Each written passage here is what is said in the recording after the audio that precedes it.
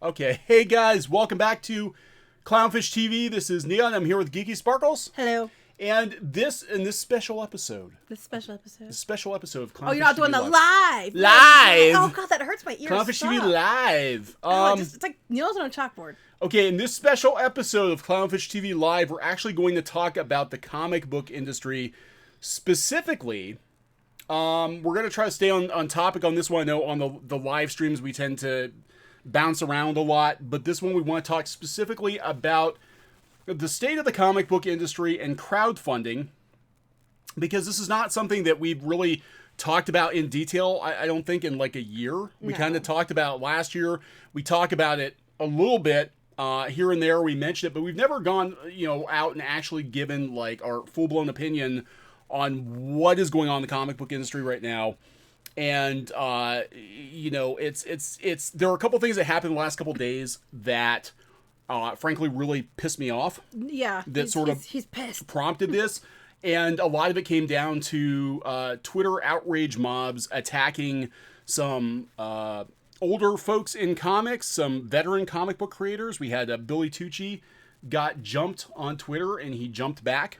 And I love his freaking answer. And Christopher Priest, a longtime Marvel and DC writer, sort of got cornered on Newsarama and jumped, basically. Thank you, Hunky Chunky Funky Monkey. You're lovable dorks. That kind of dork. I get it. It's funny. I have a lovable dork. Oh, you have a lovable dork. Did you hear that? He has it's a lovable. Huggable. It's not brushable though. He has. What are you talking about? He has a lovable dork. Hunky Chunky Funky Monkey. No, right. They'll get the joke. You won't, but it's okay. Yeah, so, okay, so which comic book industry, the comic book industry is lying? Yeah, so, again, back to the title of this video, and it sounds sensational, because we wanted you to come in. No, it actually is. Well, that's your MO. Makes sensation. It is actually pretty sensational, because from where we are sitting, the comic book industry is lying to people. It's lying to people, and they're ignoring, some of the major stories, I think, going on in the comic book industry right now to serve a narrative and kind of control the flow of spice. Spice that's basically what it is. Spice being money, basically, the control of money and control of jobs. Control of jobs. Well, first of all, hello, everybody, because people are coming in and saying hello. So I want to make sure I say hello. Yeah. Okay, hello. Hello. And before we actually get more into the video, for those of you watching the pre-recorded version, please subscribe to Clownfish TV. Yes. Geeky wants your subs. No. Why do you keep blaming it on me? There's a bad joke in there. Yes, no, but we've actually seen a pretty decent uptick, I think, in subs this week, which has been awesome. Thank you, everybody, for doing that. We like subs. We do. We do. I like both the kind you can eat and the kind you can, follow you on YouTube. So anyway. Subs you can eat. Wait, you're talking about sandwiches, aren't yes, you? I am. Okay. Anyway, wow. Hey, hi, Internet Mom and Dad. We are. Hello. We're like your internet. Yes. No nudes. No nudes. Just don't do no it. nudes. Don't do nudes. Don't pirate things either. So, I sort of wrote a manifesto this afternoon on our blog that's been kind of kicking around my head for a couple of weeks now. Yeah, he's been whining about it for a while. I've been whining about it. I'm just kidding. I'm just he's been ranting. I've been thinking about it for quite a while because, we worked in the comic book industry for years. We saw a lot of this stuff go on the inside that we're kind of seeing. Now, not the good kind of drink. No, I can't. Unfortunately, her medicine she can't take. Pills for being too stressed. Pope Size, thank you. Didn't have to do that. It's good to see you. Happy Geek Pride Day. Geeky, wear a lilac and a towel and watch Star Wars Episode 4, original version, right? Not the special edition. Well, because all are connected to May 25th. That's right. All right. Woohoo, Star Wars. Original, not new. Not the new one. Yeah, there's all kinds of motorcycles now because it's Memorial Day weekend and everybody's going on vacation except for us. But this is our vacation. Okay, well, let's get to the point. I'm getting to the point. I want to say hello to everybody. Yeah, hello, everybody. The point is, this has been kicking around in my brain for a couple of weeks now. It's been more than that. He's been complaining about it for a while. Months. Because there is huge news in comics. And for those of us who have worked in independent comics and who keep an eye on the independent comic scene, who went through webcomics and saw the beginnings of like Kickstarter and stuff like that, last year was a massive win for independent comic creators. That's huge news for comic book websites, for blogs. It's huge news in general. I mean, it's for even, it doesn't matter whether you're Comicsgate or not Comicsgate. You're just any kind of creator, any person who does web comics or just want to start a comic or whatever. It's big news. It's important to give people hope that yes, you can do this. You don't need their permission. Right.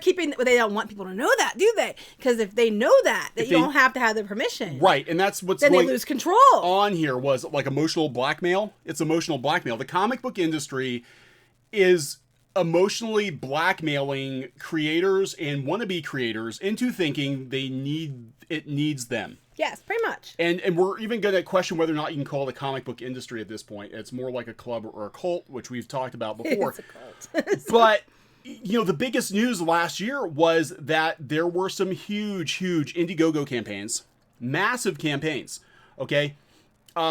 And the mainstream comic book media is not covering them. They aren't, and that's what's interesting. They're not covering them at all. Like this, there's doom and gloom in the comic book industry right now. Even Forbes wrote an article a week or so ago calling the time of death on the direct market. They're like, it's done. Comics are done. Shops are closing. Like mainstream media, it's actually hit mainstream media now that comics is on the rocks. Unless it's certain articles, and they're like, "Oh, it's yeah, easy. Oh, it's fine. Everything's great. We're just gonna roll those numbers in and say it's Sunshine and Kittens real quick. Yay, Godzilla!" Sorry. Yeah. So I'm very excited about this. Anyway. There's been a complete media blackout, and it's so strange to see this. Like, comic books, at least the comic book industry that I came into, and the comic book industry that I grew up reading was all about free speech. And there were always some people that had some fringy ideas in comics, but you know what? They were welcome, and the market sort of, made room for people. Yeah, if you were good. If you were good, it didn't matter. And there are people out there who've got, look at Alan Moore, Dave Sim. They got some pretty weird ideas, but, they were still able to work in comics. And now, there are creators out there on YouTube who've run afoul of, the gatekeepers in the comic book industry now. And it used to be that it would be celebrated. If you could do an end run around the gatekeepers in comics, around Marvel and DC, you were a hero. Mm-hmm. You were a freaking hero. Just 10, 15, 20 years ago, you were a hero. And now, you're a criminal. You're like a criminal. You're treated like a criminal. Your projects are not mentioned in media. You are treated like a pariah.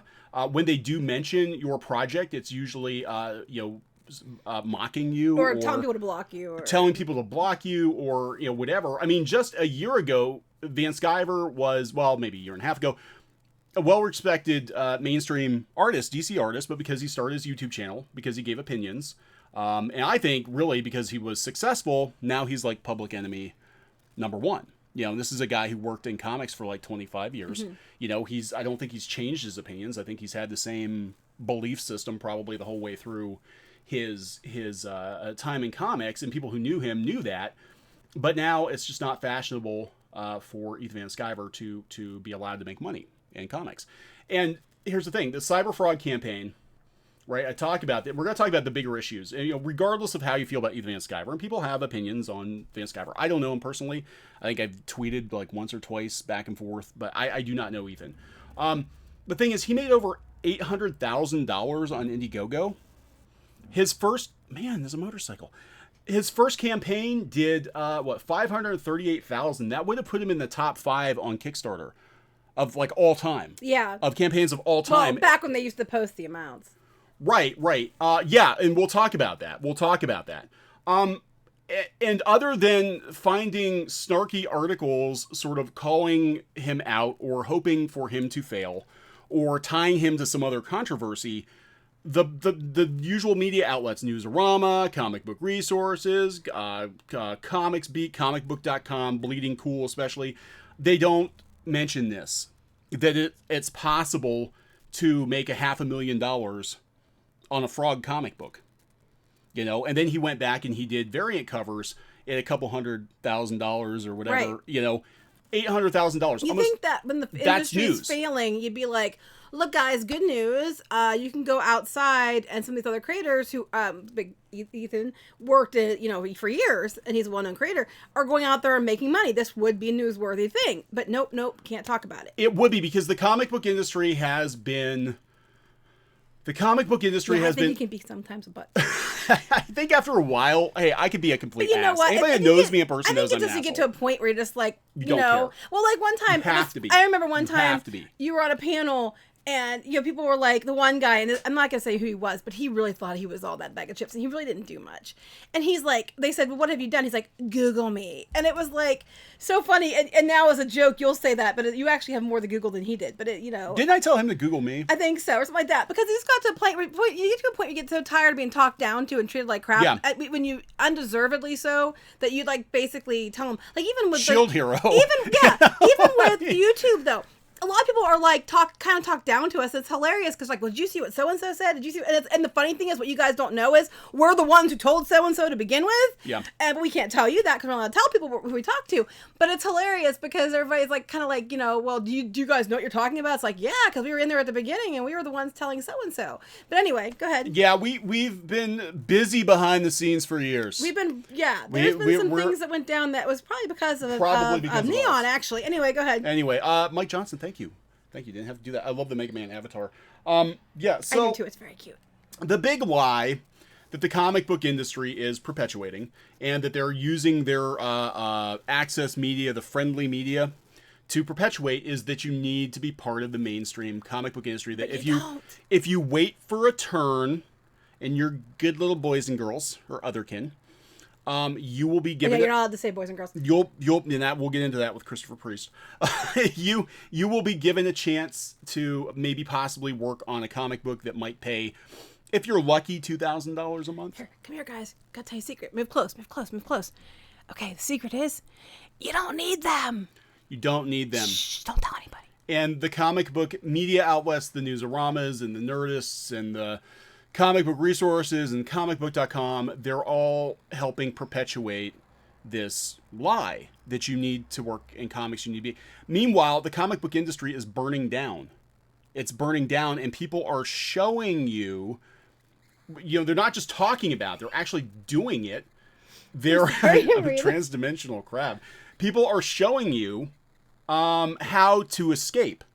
That there's a life raft. It is. Well, speaking about, but they want you to burn with them. You mentioned your transdimensional crab because it's the crab in a barrel mentality. If you ever put crabs in a barrel, when a couple of crabs are trying to get out and they're almost out, the rest of them will pull them back in, and it's kind of like that. But real quick, I want to tell a little side story about boys and girls. When I was teaching, I was very proud to have a very, very, very good review because you have to have reviews a couple times a year until you're tenured and stuff. And the principal, only thing he had to say about me was I said guys instead of boys and girls. So I was told to say boys and girls instead of guys because I'd say guys like, hey guys, like in general. And so we didn't make anybody feel left out. I was supposed to say boys and girls. But now you're not allowed to say boys and girls either. Now you're being more appropriate to say children, class, What if that's ageist? What if they feel like they're children or they're 65-year-olds trapped in a child's body? Well, that's call a show on Netflix. Anyway, and let's go. Or Lifetime or something. Okay, so look, the comic book industry is not in a very good place right now, and you can try to spin it any way you want to spin it. They try to put a nice coat of paint on it, but again, you've got mainstream, you've got the proof, you've got the shops going out of business. Now, I'm not saying that graphic novels aren't doing well. I'm not saying that crowdfunding isn't doing well. Crowdfunding is doing very well, and they're actually using crowdfunding now to pad out their numbers. But the shops are closing. Lionforge and Oni Press are combining to survive. IDW is in the shitter right now. Like they're hanging on by their fingertips. They did get their venture capital. Oh no, Captain Marvel's coming to save IDW. That's right. She gets her own book at IDW now but it's gonna be okay because it's full of cats. It's full of cats. So cats. Carol and her cats. Carol's Cat Squad is coming to IDW. The most popular character from the movie was the cat.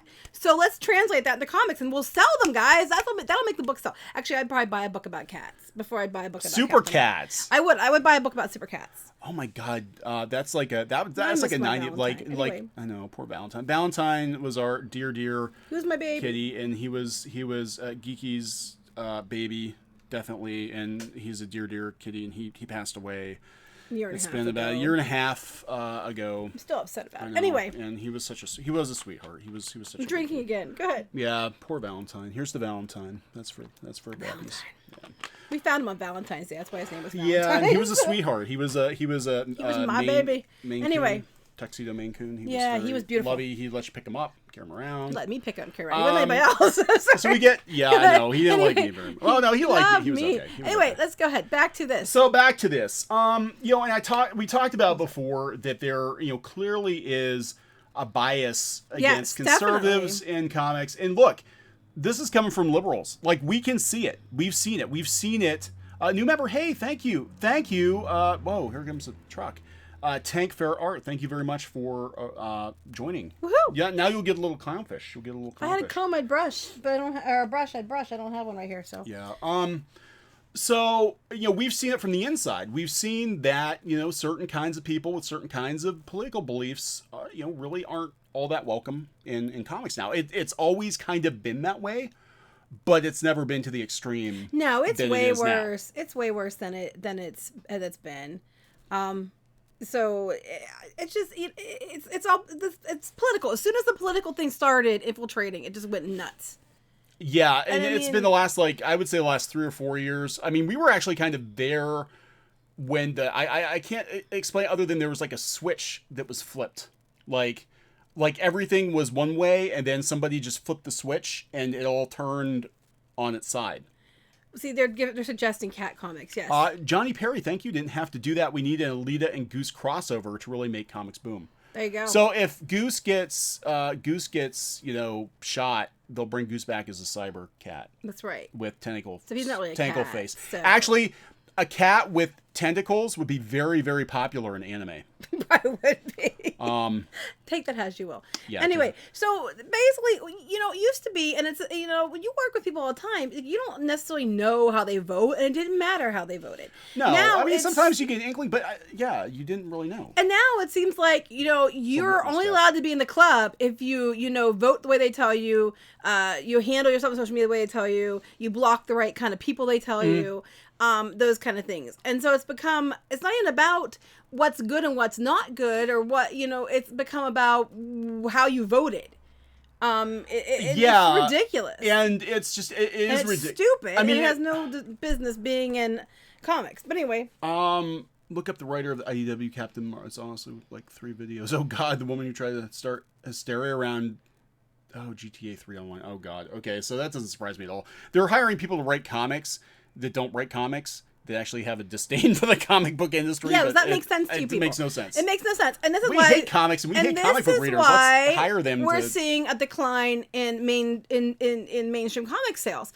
And that's why news like this is very important because, people are going out and pulling away from the politically driven club and doing their own books. And it doesn't matter if you are right, left, or whatever. There's people in comics, Comicsgate, not Comicsgate, that, believe in the same things that are of all different, voting backgrounds. Yeah. And that shouldn't matter. But, I mean, there's been, just like last year, we saw some weirdness where there was a time when everybody was repeating a mantra on Twitter. Like all these comics professionals, literally you had to post it, or you had to post this chant. Nuts.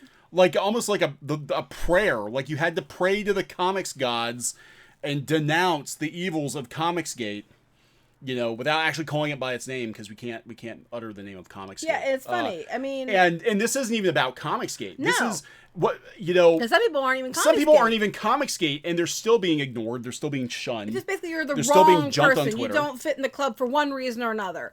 And so it is big news about some of these campaigns and what they're doing and how they're reaching a big audience. And they're making more money than several of the ones that they're covering combined, but they aren't covering it. Yeah, and the funny thing is like in Vince Sciver's case, I've seen people on Twitter tweeting at him, basically mocking him.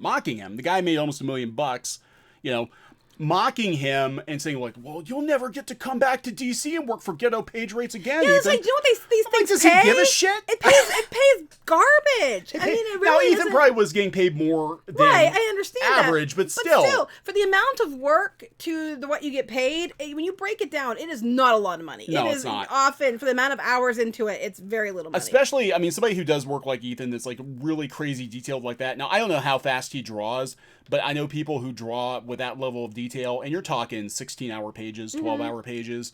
It's crazy. And you break it down by the hour, and it's not worth it. No. Even if you're getting paid hundreds of dollars per page, you break it down by the hour, it's not. And not by worth doing it yourself like this, you cut out a lot of middlemen, and then you just, it's just you and your expenses and anybody you need to hire to help you. And that's it. And then but go ahead. What are you going to talk about? No, I was just talking about how, there hasn't been any coverage of Ethan. And this whole thing's not about Ethan. I want to talk about a lot of it. Just his is one of the best examples of how you can go from, basically being part of the club in comics and being a respected creator. And then as soon as you're like, hey, comics is broken, I'm going to go find a better way to do it.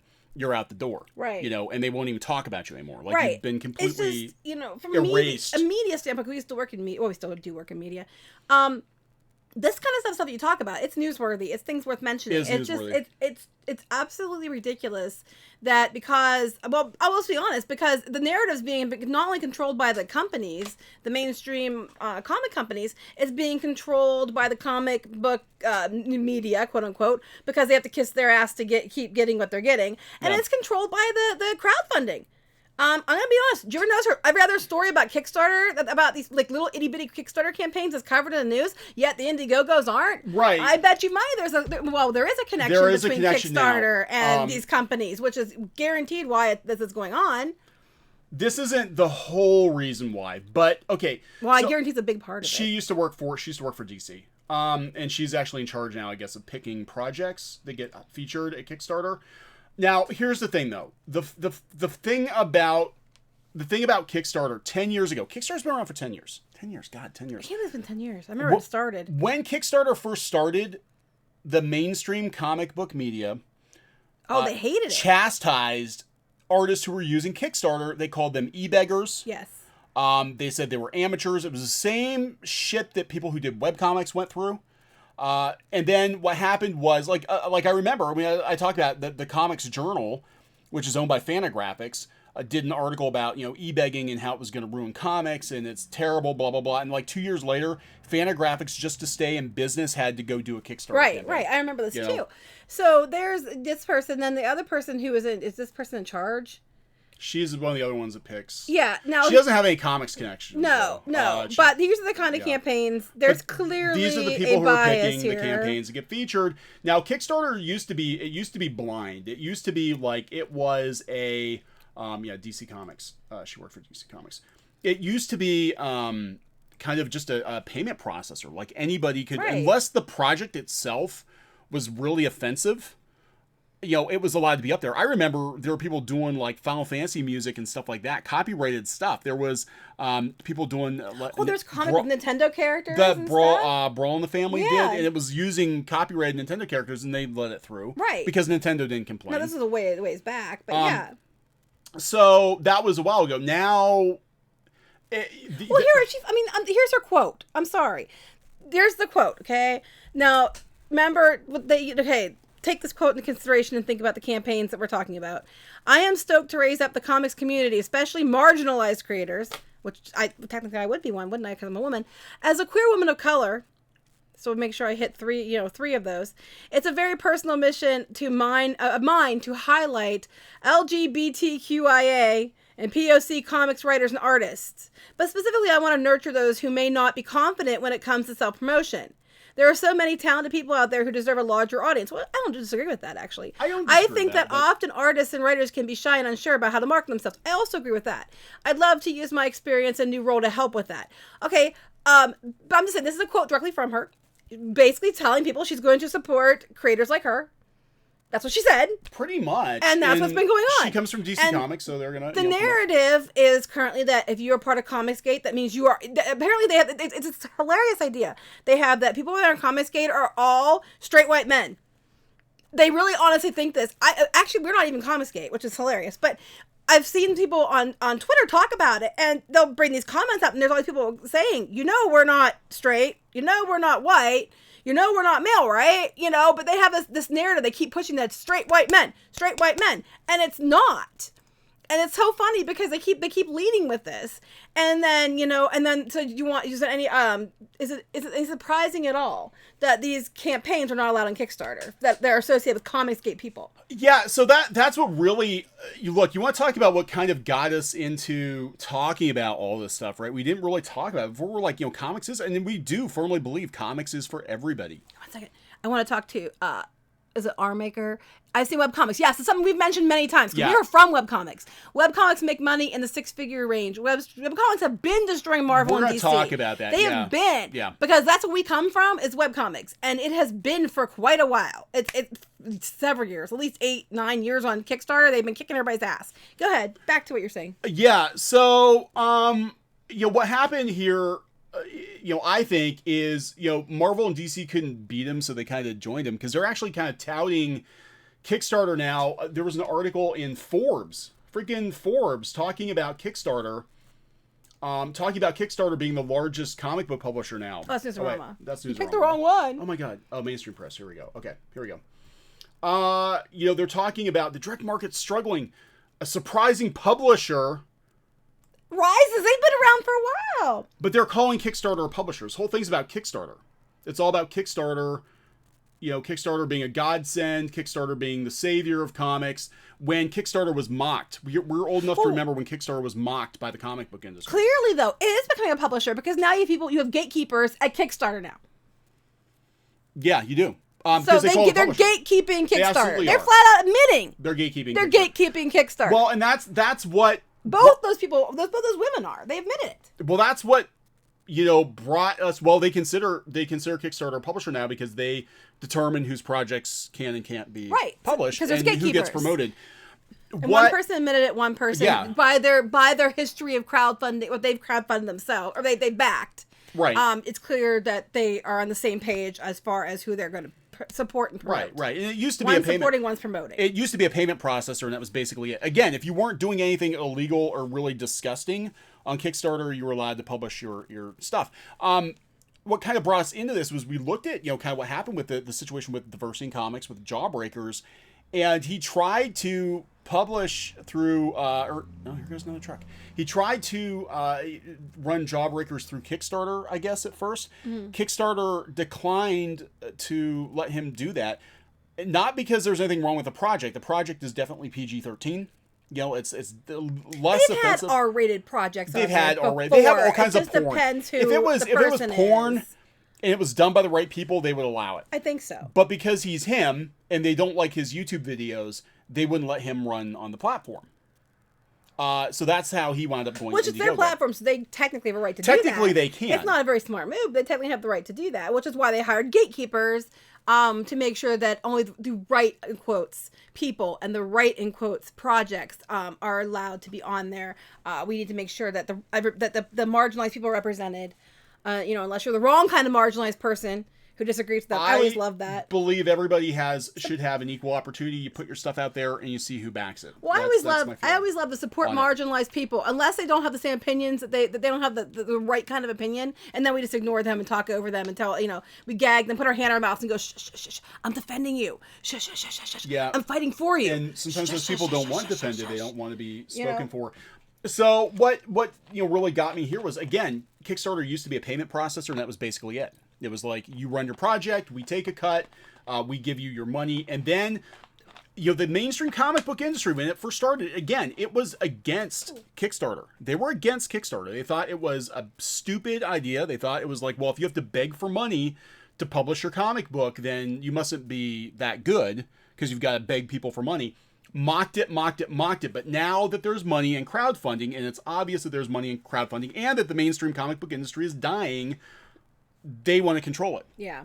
Just like they control mainstream publishers. Yeah, now kill it. Control it. Kill it. So now what they're doing. Control it. Okay, so we had stuff, slipping through the cracks that maybe wasn't the right kind of projects. Now you've got people there who can stop that. Like, you can't even use Kickstarter to get your books done. No. You circumvent the comic book, the mainstream comic book industry, but the mainstream comic book industry has their ass parked in Kickstarter now too. Yeah, so you can't get away from it. You can't circumvent it. Right. McKinney, hey, thank you. You didn't have to do that. You also forgot to deplatform, defame them for speaking out of line. You also forgot, try to deplatform and defame. Yeah, and that's where we're going to get. We're going to go there here in a minute. We're going there. So we're going down the rabbit hole here, guys. Okay, so. Anyway, go ahead down. We were talking about, so EVS did like 800,000. And here I'll just read my own words because they're so fantastic. Oh, yeah. I just love to hear my own voice. There you go. In my own voice. In your own voice? Okay. It's like, it would be like me reading, like, if I wrote a book and I read it myself. Do a and sexy voice. Yeah, now you can't. I can do a sexy voice. That's not really sexy voice. That's not really sexy. I don't know if I can do one either. I can't do. That sounds like ASMR. Yeah, it does. That sounds. It doesn't sound sexy at all. Sexy. No, read it a Skeletor. No, I'm kidding.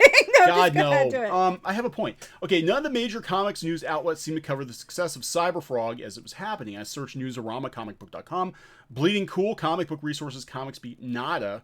When Van Sciver's project was mentioned, he was usually mentioned when it was mentioned, it was very seldom mentioned. It was mentioned in conjunction with some kind of controversy or snarky commentary. The last time it was mentioned on Bleeding Cool, I believe, was in conjunction with him doing the variant covers for Dynamite Entertainment, which they're like, well, he didn't deliver his Indiegogo. So, yeah. Yeah, well, there's a lot of people who don't. So. There's a lot of people who don't. So he said in the recent live stream, I did watch part of this. I was at the gym today working out at the EVS. Mm-hmm. There's nothing gay about that at all. No. But I was listening to this because I'm like, what is going on now? And he said that he actually went out to, or Bleeding Cool, Newsarama both came to him. And I guess he did an interview with Bleeding Cool. They declined to run it. They would not give him a reason why, and Newsarama just blew him off completely. I think that time they interviewed me and I didn't use any of my quotes because I didn't go with the narrative they were trying to spread. Oh, God. Yeah, Geeky was actually interviewed as part of a Women in Comics group, and they used everybody's quotes but hers. That I know of. They might have not used other people because I didn't have the right... Yeah, comics are keeping all the women out narrative they wanted. No, you said, look at all these women who've worked in comics over the years who have been successful. Like, that's not what I want to hear. And they didn't use any of your quotes. Oh, thank you. Esme, Anime, you guys were missed. Thank you. Thank you for streaming. Mothra Geeky. Yes, I know. I'm so excited. I know. Mothra's coming. I'm so excited about Godzilla. You don't understand. Can't wait. I'm so excited. It better be good or I'm going to cry. Anyway, so we have, go ahead, what you were going to talk about. All right, I was going to point out she's got a hair kind of like mine. Okay, so it's not just, and I want to talk about. Mine's orange. It is, see? It is. It is orange. I see this. I see your orange hair. I do not have melty wings. So he was the top Indiegogo comics campaign until Gabriel Piccolo came along and raised a little bit more than he did. Now, again, though, because it's Indiegogo, now Piccolo is not Comicsgate. I don't think he's ever associated with Comicsgate or anything. He just does like Teen Titans fan art. And he did almost $600,000. The only site that mentioned him doing that well that I'm aware of is Bleeding Cool. And it was just kind of in passing, like, hey, this guy did pretty good. But they never mentioned DVS doing that well. And again, the infamous Jawbreakers, which broke the comic book industry. Like right down the freaking middle. Did. The situation is beyond ridiculous. 10 years ago, this wouldn't have been controversial at all. Like, nothing about this would have been controversial at all. It would have been just like some guy doing his G.I. Joe comic, and, that's it. Nobody would have cared. No one would care. They would have been like, hey, go you for doing that well. Real quick, I was going to... No, they just would have ignored him completely. For a second, I want to tell Johnny, Squid King would agree with you he about Anguirus, but he says, sadly, he doesn't know if Anguirus is going to be in it, but...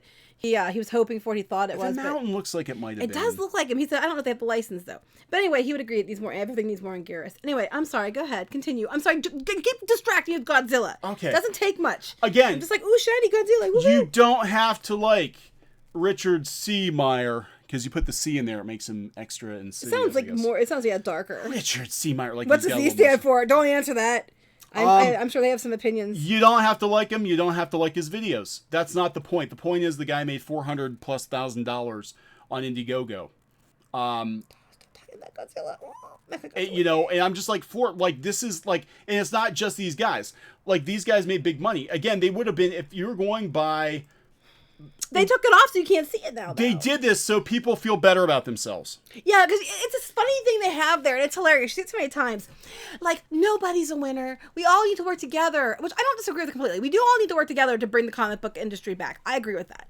But there's whole idea that we all have to be on the same team. We all have to get the exact same slice of the pie, and it doesn't work that way. I'm sorry. That's not how real world works. No, it doesn't. And if you don't get a certain amount of money, some people feel bad. Now, you have to understand, if you want people to feel bad, there's a lot of stuff that goes into this that aren't, like people saying that they're professional and they do comics full time. They might, but they probably have a spouse who pays for the bills. Yeah, that's a whole nother video. You have, people on here who had years and years and years of fan base built up before they did it. They did a Kickstarter back when Kickstarter was, starting out and there wasn't much competition.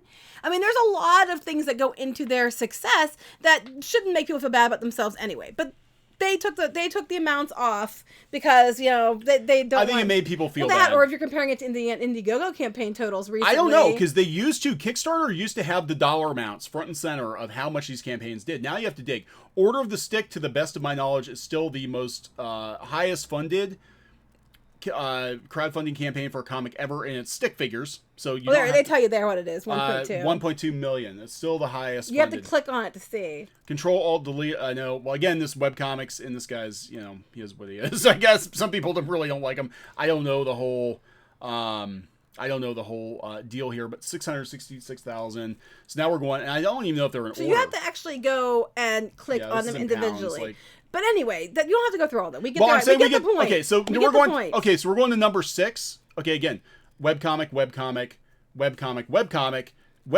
Number 6 is at 398,000. So both of these campaigns, just EVS's and Myers, would have been like in the top 5. Right. So they took the totals off, and I do kind of wonder if it has something to do with that. Because it used to be that people went to Indiegogo. Because you went to Indiegogo if you couldn't do Kickstarter for whatever reason. Most people went to Indiegogo because they were worried they wouldn't hit funding, and you could do your Kickstarter was all or nothing. Indiegogo gave the option of being all or nothing, or take what you get and go with it. And I think people went there because they were afraid they wanted something. They could do something with something, and that's kind of why I think people went there. Yeah. So, the situation with Jawbreakers turned into a lawsuit, and it's just like absolutely batshit crazy. But again, the news is that these people are now, Meyer aside, he's working with John Malin, who worked for Marvel, and, these guys are making a shit ton of money on Indiegogo, and it's not being covered because they don't like them. And this is one that really should. Where it gets again, like even this dude here, he should have gotten more because he's done some work for DC. Yeah, he should have gotten more, but because it's Indiegogo and not Kickstarter. Mm-hmm. And this guy's not political at all. You'll hear all kinds of Kickstarter campaigns that don't get anything. Right. I mean, comparatively speaking. Right. So we go down. This one blew my mind. Earthworm Jim. Okay, it blew my mind for a couple of reasons. One, it blew my mind that they're bringing Earthworm Jim back. They're doing a new game. Okay, Doug TenNapel is involved with Earthworm Jim. He created the character all those years ago. Was a huge video game icon in the 90s. Had a cartoon series. Earthworm Jim was a big deal back in the day. So he's doing an origin story for Earthworm Jim as a crowdfunded project. It did $100,000 on day one. $100,000 in one day. In one day. I just want to correct you for 1 second. Michael Connor's like, those are webcomics or online. No, they would do, a lot of them would deliver print versions of their comics. So it wasn't like you're just backing a webcomic with nothing. That's not the case. Most of them were for books, so you actually physically got something delivered. So I better clarify that, because webcomics are online, yes, but a lot of times they do crowdfunding campaigns to get print versions with exclusive content on their thing. Anyway, go ahead, continue. I need to clarify that because, Yeah, they're basically doing collected editions of their comics. And again, that comes back to they built that audience online. Right. And they cultivated, and then they backed them, pretty decently. Actually, Pope Size, thank you. Didn't have to do that. Good night. Catch you in the morning. Night. You are where is he at exactly? I don't know. Okay, somewhere else. But good night. How would I know? Well, I'm looking at him right now. No, I'm kidding. We don't know where you are. So, anyway. I don't know what's going on, guys. No fighting on our thing. This isn't the. Don't make me come down there. Geeky will get the roll. I will turn this car around. She'll get the hose. I'll hit you with my shoe. She'll get the rolled up newspaper after you guys. Okay, so Earthworm Jim, $100,000 in one day. It's only been out there for like a week and a half. It's 1 day, guys. 1 day. 1 day. I don't know if that's happened on Kickstarter or not, but it did really well. It's at almost $200,000. It's got 49 days left to go. It's not a Comicsgate project. I guess there's some, he was involved with Comicsgate. Now he's not involved with Comicsgate. Now he's saying he's not, yeah. Now he's saying he's not. I don't know. That's not the point. I don't. Unless you say bye to that person. Okay, goodbye. Sorry, I won't learn comments anymore. Keep going. I don't distracting you. Give a shit who the people are. Okay, what I'm looking at is the dollar amounts being made and the fact that nobody is talking about it, and the fact that like those dollar amounts are being reached with no press. Right. Like, that floors me. Like, this is huge news. Yeah, these ones that are getting this money that are Kickstarter are being promoted. And that's what they're hitting these lower numbers with promotion. With promotion. That's the key thing here. With promotion. So what would these places do if they had promotion? I'm just saying.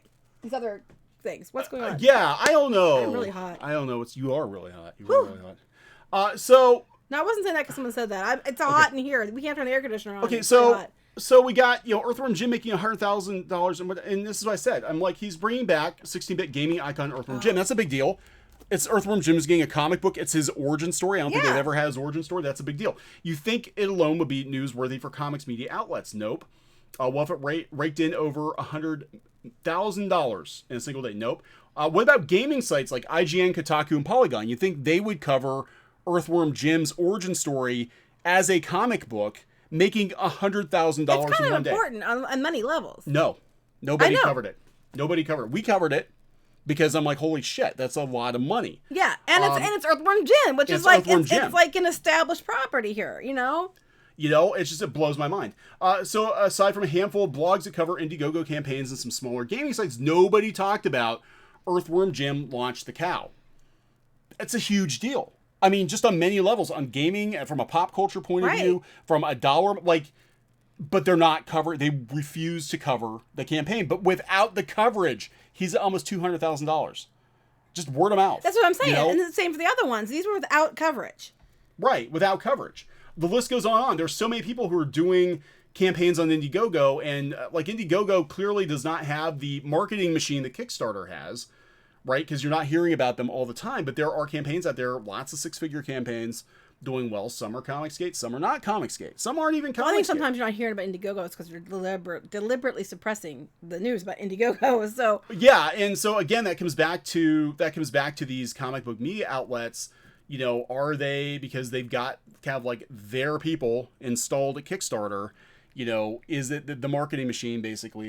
You cover Kickstarter projects. We talk about Kickstarter's success. We talk about Kickstarter being a publisher and Kickstarter being the way, and we don't talk about Indiegogo. Well, I think a lot of it too is just because it's a control thing, like you said. It's a control thing. That's what they're trying to do. It's like we have our people, so we're controlling. You said the spice. We're controlling the narrative. We're controlling everything, and that's why they don't like it. That's why they get so mad. They don't have control. We gotta get that control back. So we bully, we call names, we block, we stonewall, we do everything we can to try to get control, but it's not working. Let's see. Time of Dying says latest Lady Death Kickstarter made over 300,000. Nobody's talking about that one either. That's interesting because actually some of the campaigns are doing. Yeah, here we go. Lady Death. What did we do? That was 323,000. See, I mean. Oh, because she's got boobs. Yeah, you don't have to have boobs. Didn't you know this? Boobs are bad.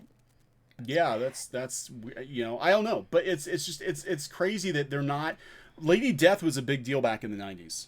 Was a huge deal back in the 90s, and I'm just glad they're seeing like that kind of style of comics. I mean, not like just the older style of comic stories coming back. It's more about story than it is about other things. Well, it's look. There is room in comics for everybody. There absolutely is. But you can't, if you want comics to be for everybody, you can't exclude stories like this where there are people being successful, in comics. But they are. They are. Mike Johnson, thank you. Didn't have to do that again. Have either of you seen the Batman versus Teenage Mutant Ninja Turtle movie? It's rad and needs a sequel.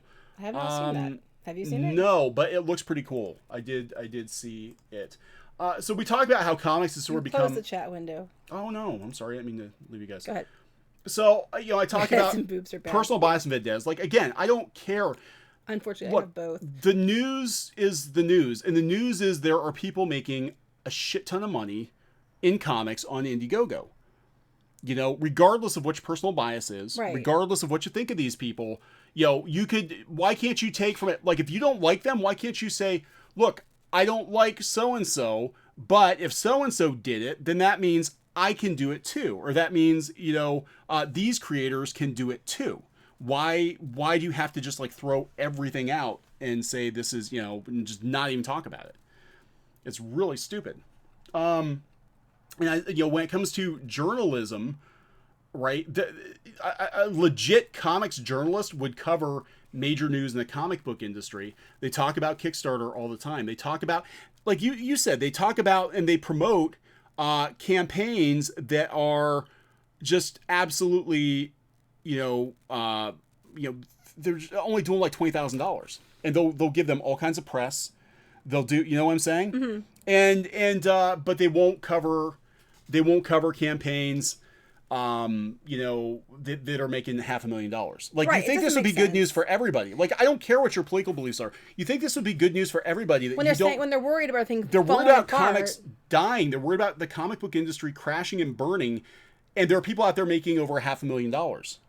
You know, what is the malfunction? You can say, we don't agree with so-and-so, but the fact of the matter is so-and-so made a shit ton of money. Right. And if so-and-so can do it with no press, then just imagine a creator that they liked. Yeah. You know, I'm just saying, I mean, I guess our takeaway is they need to be reporting on this because it's important for people that are creators, politics aside, it's important for people that are creators that are thinking, oh, I have no chance in Hades of ever getting anywhere. You don't need their permission. That's the point. That's the big And they don't want you to know that. Coming back. That is basically all he's trying to say. Just sum it up because you're like really going along about it. But no, what I'm trying to say is at the end of the day, the comic book industry has always had this problem. They've always tried to control, not to the extent that they are now, but there's always been this control issue. This goes back to webcomics. Those of us who have been doing webcomics since the mid early 2000s remember that the comic book industry was anti-webcomic. They really were. Oh, they really did. They hated webcomics. Webcomics were amateur hour. I think Eric Larson actually came out and said that webcomics were amateur hour. Meanwhile, Order of the Stick, you know, made like a ridiculous amount of money, right? 1.2 million. And there are a lot of other ones. But the problem, you know, here too, is it goes beyond just like, we're not going to cover these guys' campaigns because we don't like them. Comic Book Resources has taken it a step further. They forbid any discussion about the Jawbreakers Antarctic Press or any discussion about these Indiegogos if they're associated with Comicsgate or whatever. But if it's anything associated with the people they like, it's allowed to be discussed? Yes. Oh, see, well, pretty much everything. You can discuss anything. They can do what they want, but like, still. I was floored. They won't even allow you to. Let me see here if I can even go out here. I don't know if it's gonna work. They won't even allow you to talk about this stuff on the forums. They put a thing out. The Comic Book Resources, which used to be a fan-powered comic book site, will not even allow you to discuss this objectively. You can't even objectively discuss this. You know, like, you can't even go out there and say, hey guys, you know, objectively speaking, maybe I don't agree with Richard Meyer or Ethan Van Sciver, but damn it, they're making a lot of money. Could this be applied to other creators as well? Well, of course it could be applied to other creators as well. But you're not even allowed to talk about it. Yeah. I mean, it's ridiculous. Neutral people are getting caught up in the crossfire. Our friend, Peter Samedi, Alterna Comics, they've been around for like 13 years now, 14 years. Alterna had a big boom last year because they started doing the newsprint comics. They're under $2. Fantastic plan. Alterna, though, they don't want to get involved in this. Hey, Peter. Oh, Peter's on. Hi, Peter. Yeah, Peter got jumped by, you know, the Twitter outrage mobs.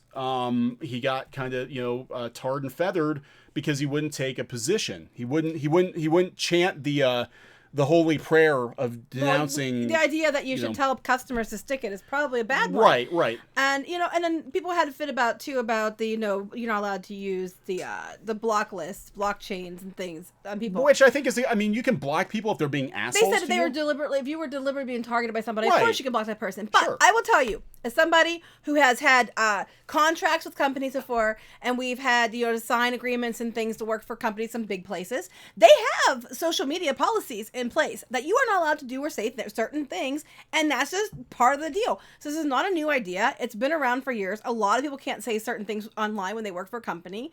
That's just the way it is. And if you want to work for the company, you just agree to do it, and it's fine.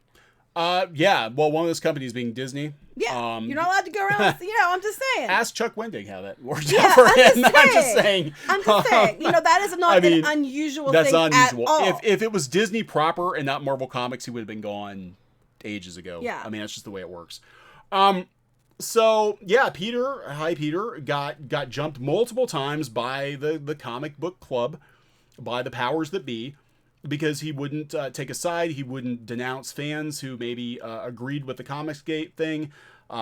He told his creators to not use blockchains because it's not very professional. It's not. It's not a good look for the company. I mean, the chains that quote unquote don't exist, but they do, because someone tried to offer me a list the one time. Oh yeah, we almost got the list. It was funny. I was saying about bad behavior on Twitter, and I was actually referring to the people that are blocking people. And this woman misunderstood what I was saying, and she's like, "Oh, do you use those? Do you use that list too? That list is so helpful to tell you who." And I'm like, "What list?" Silence. And I'm like, yeah. So I'm like, I was offered. Yes, there's actually a list, like an actual list of people who are the no good nicks in comics. I'm sure we're on the list because all of my former associates from most of the places I've worked all unfollowed me within a couple of days. But you didn't even think. And the irony is, we're not even Comicsgate. That's the irony. Comicsgate. Oh yeah, Peter got swatted. I did not bring that up. I didn't want to bring more attention to that. And that's the scary thing about this is, it goes beyond just having disagreements over freaking comic books, right? Or not having your stuff promoted in the comics media. But Peter actually was swatted. He had you can go too far, and it went too far. Yeah, but in the case of Alterna, now correct me if I'm wrong, Peter, but since last year, even though your sales are doing very, very well, mainstream comics media is not covering you like they used to. You're not hearing about how Alterna's, what was it, like 1,300% or something you grew in the course of a year? You're not hearing about it. Yeah, we're not, according to Anime News Network, so. Yeah, what's that? Still never got an apology. We're the Flanders of Comicsgate. Anyway, we are. He said very true. Very true. Yeah, so Alterna used to get lots of press, I remember. Now, I do think Newsarama still runs their...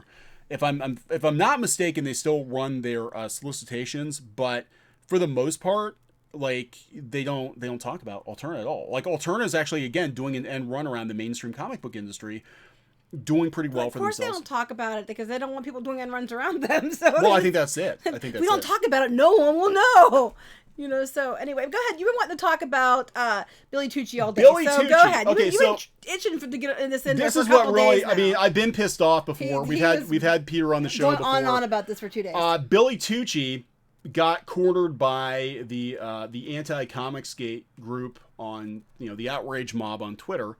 And he told them to go fuck themselves, pretty much. And I thought that was like he will have none of their shit. They tried to corner him. They tried to trick him. This is what these people try to do. They try to trick you into saying something that they can use against you to oust you from comics or hold over your head, blackmail or emotional blackmail or whatever bullshit.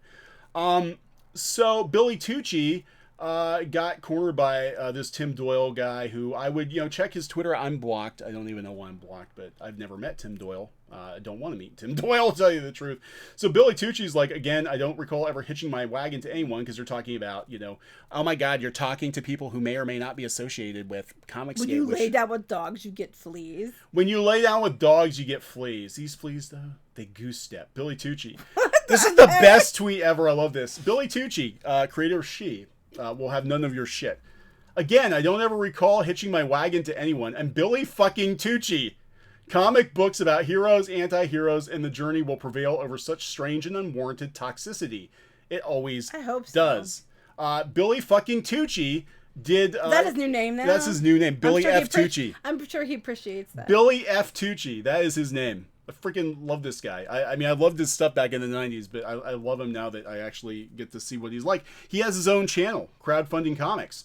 And he talks about crowdfunding comics because this is the future. He had J.C. Vaughn from Gemstone Publishing on, and they're talking about the new Comics Code Authority, because that's basically what's going on here is you or your project or your publisher have to be vetted by the new Comics Code Authority if you want to be allowed into comics. Talk about gatekeeping. comics are not for everybody if you can't get past the gatekeepers. Yeah, that's pretty much, that's what's going on. So I think that was really cool. There is a link to that in here's the article if you want to go out and watch his video. Again, he had J.C. Vaughn from Gemstone Publishing on. He's in charge of the Overstreet price guide, and he's been comics for decades. He knows his shit, and they had a good conversation, and it's worth the time. It was like 2 hours. I only got through about half of it, but what I got through was pretty good. Christopher Priest, another legendary comics creator, he was attacked by Newsarama because he accidentally said there were only 2 genders, and they took his comment out of context. He was basically talking about how Vampirella, she's kind of sexy. She's always been drawn this way, though. She's always been drawn this way. I mean, this is how she's looked ever since I can remember. Was never really into Vampirella too much, but there are a lot of people who are. Well, he's going to be writing Vampirella. And the article was supposed to be about Vampirella. Instead, he made a comment about how, women are getting their turn at the bat because there are 2 genders. It's not just about men fighting bad guys. Women can fight too. Which, yeah, cool. Awesome. You wouldn't think anything of it. No. That was just kind of an offhand remark. It's like women are just as good as men. That's what the point is. That's what he meant. Right. That's not how Newsarama took it. Oh, surprise. Newsarama took it to mean that he was saying there are only 2 genders and he was attacking LGBTQ people. And they grilled him. They grilled him on this. And we have to go through the whole thing. We're not going through the whole thing. You can go out there and find it. And Christopher Priest, who's been working in comics forever, person of color. He's been, in comics at least since the late 70s, early 80s. Marvel, DC. He's written pretty much everything, and he's getting jumped by Newsarama. And this was supposed to just be about the damn vampire comic, and but it ended up being political bullshit. Because it always does. It turned into political bullshit like everything else. So, the future of the comic book industry. The mainstream media is calling the time of death on the comic book industry. They're already comic shops are dying. The direct market doesn't work. Now they have to roll in crowdfunding, which they never did before. They have to roll in the crowdfunding to keep the numbers up. Are they going to include the Indiegogos? Are the Indiegogos good enough? The $500,000 Indiegogos, are they good enough to count toward the bottom line of the comic book industry? If it means number steps, so it looks like they're fine. But they're not actually going to mention them by name. They're just going to roll those numbers in. So anyway, what's the future of the comic book industry? Not the way things are going. The direct market, it's done for. I think it's done for, and I think there is a chance for people to get out and to go strike out on their own, but they have to have the balls, and that's women can have the balls too.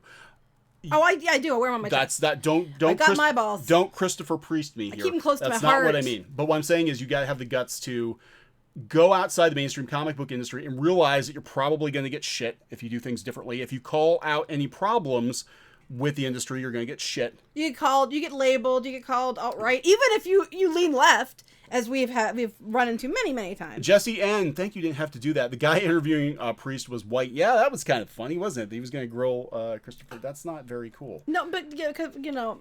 It goes back to what I'm saying is these people keep making this idea that that everybody who's part of this is something wrong with them. If you're not white, straight, and male, there's something wrong with you. And we're going to ignore you, or we're going to talk over you, or we're going to twist your words just like they did. Yeah. Somebody's talking about Comic-Con. Actually, I think I read somewhere that BookScan was going to start. Now, this was 2 or 3 years ago. They're talking that BookScan was going to actually track sales of issues. I don't know if they've started that yet or if they're just doing the graphic novels, but that's apparently, because that's it. We never know. Once the books leave Diamond, you don't know how many are actually being purchased. I know a lot of them aren't purchased. A lot of them wind up at Ollie's discount bargain bin. That's for damn sure, because they've got piles and piles of unsold. I don't know if it's overrun or where the hell these books come from. We do know that places send more books than you order. We've heard that from comic shops a lot. Okay. So where do I think it's going? I think what's going on here is because of the silence. Again, you do not have to agree with Comicsgate people. That's not what I'm saying. What I'm saying is that there are options out there to break out of the comic book industry, which is lighting itself on fire like Denethor from Lord of the Rings. Remember Denethor? Yes. Crazy bastard lit himself on fire, and he also lit his son Faramir on fire. Well, Faramir didn't want to burn to death, but his dad made that decision for him, that he was going to take him with him. You don't have to burn down with the comic book industry. There are options out there. I think it's terrible that these blogs, these comic book media outlets are not showing people what these options actually are. Yeah, well, they don't want you to know that. They want you to stick. Well, it's also it's a threat too in the fact that if there's these other options out there, people are going to spend their money there. They're not going to spend their money with them. That's just it. Besides, I mean, it's a threat. They don't want you to know this. They don't want you to go without their gatekeeping and do your own thing. They don't want competition. I mean, the money's dwindling anyway in the mainstream. They want every penny they can get. Well, they got to look at, like, DC's got to look at this. Like, my God, what are we doing that, Van Sciver can leave and go make almost $1 million off of a one Frog comic, Serenity Joy, thank you. Didn't have to do that. So yeah, I don't know. I just think that there are these options. Again, we've seen this before. This is not new. It's never been this extreme before, but we saw it with webcomics. We saw it when Kickstarter first started, that there is this weird backlash from the mainstream comic book industry. And I think it just comes from a place of fear. I don't think it's fear that, I mean, they're trying to make it out like it's, fear of the alt-right coming to take over. That's not. It's fear of money. It's fear of money. It's the lack of money. That, the money going to these campaigns are not going to Marvel and DC and Image and Dark Horse, et cetera, et cetera, et cetera. So we'll use the tactic of making you feel like a bad person and the bullying tactic. Try to control people into backing the right kind of people. Emotional blackmail. Because the people that they promote, let's face it, on Kickstarter, the people they're promoting on Kickstarter are the people that eventually will probably get promoted to positions at like Marvel and DC, and they're part of the system. If the people make it very clear that, fuck comics, they're out, and they don't give a shit, they're flipping comics off and they're never going back, they're not going to get the support of the comics community, because it's not their best interest, after is this it? long stream. The takeaway. Mama wants to know if they put coffee on. Takeaway is that there's a lot of people doing a lot of money on these other platforms. You do not need their permission. No, you don't need their their permission. You do not need their gatekeeping, backing money. The press obviously isn't going to cover you, so that's not helping you either. Nope. The point is, people are always worried they can't do something, or they're worried it's not going to work. And it might not. I'm not going to lie to you and tell you everything's going to work out great, because it might not. But it might. And I always tell people, if you're going to have an idea and you want to do something, just go do it. I mean, as long as you're not stealing something, pirating something, hurting someone, something like that, don't do that. If you have an idea and you want to try it, give it a try. I mean, worst that could happen is it doesn't do well, but don't let this kind of stuff stop you. I mean, this is proving that comics aren't dead. It's proving that the comic book industry is changing, but it's not gone. Right. It's proving that, that this can be done, and this can be done well, and you don't have to take, a $20 page rate, or something ridiculously low. You laugh, but we're not kidding. There are publishers out there that will literally pay you like $20, like these indie publishers. You're lucky at IDW, I think, if you make $100 a page. And then you're gonna have to wait 4 months to get paid. And then even then it might take you how many hours to do that page. Right. So what I'm saying is, you don't have to accept this stuff. I mean, you might go out on your own and make nothing, and that's totally true. But that's true. No risk, no reward, people. But just don't quit your jobs and do this. Keep your job and then do it on the side. Well, it's just like look, if you're not gonna make a lot of money in comics anyway, wouldn't you rather, if you do get the reward, if you take the risk and you get the reward, wouldn't you rather own all of it? I mean, wouldn't you rather, if you got to come home, go work a day job and come home at night and draw comics, wouldn't you rather take a chance on yourself than work for some ghetto page rate on some property you're never going to own? Right, the book could get canceled next month. If it's work for hire, they can kick you to the curb and bring another team in if they don't like it, or if they want to go a certain way, they can ruin the character you developed for them or anything else. So just do it for yourself. And but point of all this, I think, was what you're trying to get across was, hey, the media. I thought I was pretty concise. There's a lot to unpack. But the media isn't covering what they should be covering. They're not really doing their job. They're kind of very biased in their what they've been putting out there, which everybody already knows that anyway. And look, these people are doing it, so you might be able to do it too. You don't have to base all your hopes and dreams on the mainstream comics industry. Yeah. Is that basically what you're saying? That's what I'm saying, because again, it's being mentioned about DC and Warner. If DC or Warner get tired of Marvel or DC comics, they can pull the plug tomorrow. Oh yeah. They can totally pull the plug tomorrow on comic book publishing. They'll never pull the plug on the movies, but comic book publishing is not terribly profitable for them, and especially Disney now, they're trying to save money. Know that very well, actually. Yes, we do. So anyway, so there are ways to work on your own while working on comics. Yeah, webcomics I think had a really good business model, because now webcomics is kind of like proto YouTube, but they had they would build that online following, and then they would pull the trigger on doing a crowdfunding campaign or their own kind of in-house Patreon or whatever. They were doing it before anybody else was doing it. And that's why I think you see these ridiculous Patreon numbers. even admitted they took it from webcomics. They stole it from webcomics. The idea came from webcomics. I mean, a lot of this stuff came from webcomics. So... Yeah, so anyway, that is that. So the big lie is that you need the comic book industry, you need these pop culture blogs, these comic book blogs to support you, that you need to get plugged into that system if you want to make comics. And here's a secret too. A lot of people want to get into comics because they think getting into comics is a shortcut into getting into television and movies.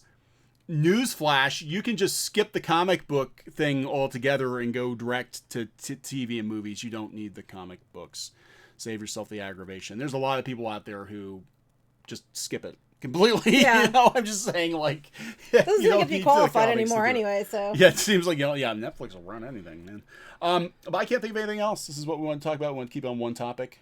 I can't think of anything else either. Okay, so... go see Godzilla. Yeah, go see Godzilla. And if you want to make comics, go make comics. Yeah, don't tell me. I still say, throw some blue eyes on that, make her chunkier, shorten her hair. It is my hair color. It is your hair color. It's like, fire red. It is fire red. Anyway. Yeah, so anyway, Jason Green, thank you. Didn't have to do that. Love me. I have brushable hair. Oh, okay. Hope you're both feeling better from all the traveling. Yeah, we have a whole nother host of problems from that, but we'll talk about that later. Story entirely. We will talk about that later. So, thank you very much for everybody popping in. Thank you for listening. We just felt like we had to say something about this because I think it's really negligent of these blogs to not cover this. Again, you don't have to agree with the creators, but it is news that there are people making $500,000 on one freaking comic book. And they won't cover it. It's ridiculous. So, okay. Oh, the Rotten Tomatoes. We actually did a video on that already. Yeah, we did. All right. So we'll talk to you guys later. Okay, we'll talk to you guys later. We'll have more videos on more topics. We just want to keep this one on comic books. And, we'll talk to you guys later. Goodbye. Bye.